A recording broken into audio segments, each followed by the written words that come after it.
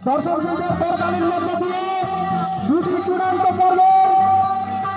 final খেলায় অংশগ্রহণ করছে যে দুটি শক্তিশালী